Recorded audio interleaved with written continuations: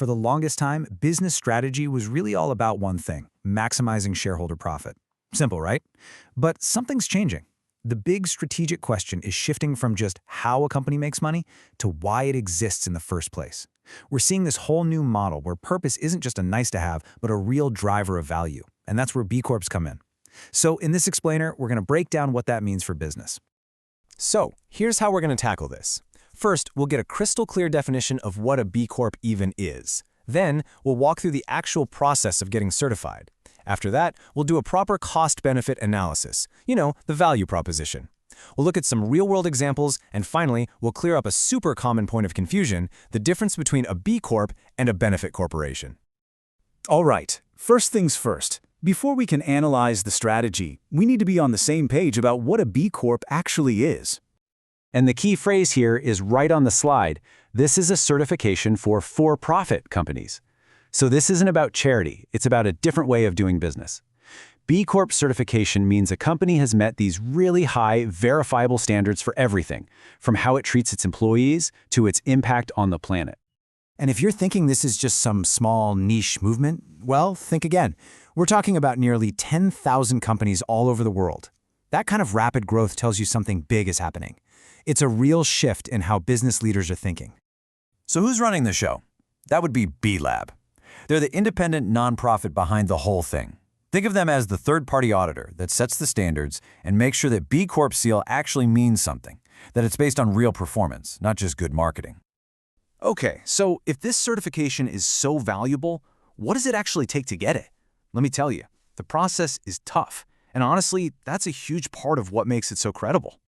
It really boils down to three main pillars. First, there's performance. You have to score at least an 80 on a really detailed impact assessment. Second, accountability.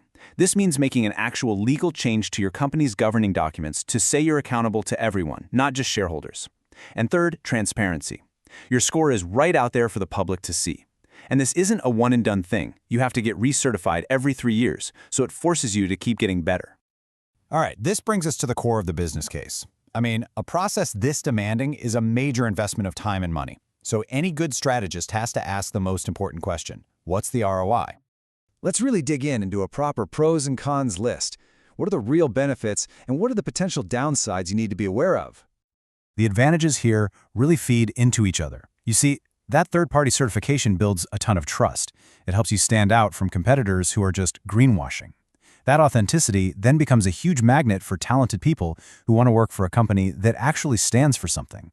And of course, it gets you on the radar of impact investors. So it's not about short-term PR. It's a real strategy for building a resilient, long-lasting business. And hey, don't just take my word for it. This quote from the former CEO of Cabot Creamery Cooperative is perfect. He said, "The process delivered value they didn't even expect. It wasn't just about their reputation. Going through the process actually helped them find ways to cut operating costs." Now that's a powerful bottom-line benefit. But, we have to look at both sides of the coin. When you put that B Corp label on your company, you're inviting more scrutiny. People are going to hold you to a higher standard. And the certification process itself, it takes a lot of work and resources. Plus, things like committing to a living wage or using more sustainable suppliers can increase your costs, which might squeeze your profits in the short term. Okay, so we've covered the what, the how, and the why. Now let's talk about the who. Which companies are actually looking at all this and deciding, yep, the long-term value is worth the investment? You might think this is just for small startups, but you've got some massive household names in the mix. Of course, you have the famous pioneers like Patagonia and Ben & Jerry's, but you're also seeing it with big consumer brands like Danone North America. Their success really proves the point. Committing to all your stakeholders can actually make your brand stronger and more profitable in the long run. So how do they actually measure all this good stuff? Well, the B Impact Assessment isn't just a simple environmental checklist. It's a complete 360-degree look at the business across 5 key areas: how you're governed, how you treat your workers, your impact on the community, the environment, and even your customers. It's truly holistic. Okay, to wrap things up, I want to clear up something really important.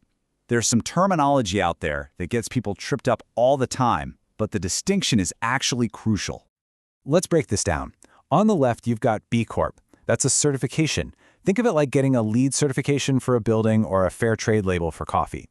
On the right, you have a benefit corporation. That's a legal structure, like an LLC or a C Corp, that's only available in certain places. To be a B Corp, you have to pass that tough, verified assessment from B Lab. For a benefit corporation, there's no assessment, you just self-report. So, the big takeaway, B Corp is a performance standard, while a benefit corporation is a legal status. They are not the same thing. And really, this quote just sums it all up perfectly. The whole idea behind the B Corp movement is that taking care of people and the planet isn't a compromise.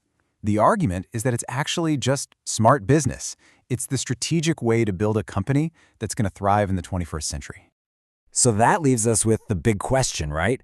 For decades, we've been taught that it's a choice, purpose or profit. But the B Corp model completely challenges that. It says they can actually fuel each other. So maybe the real question for the next decade isn't if a company has to choose, but what happens to the companies that don't figure out how to do both?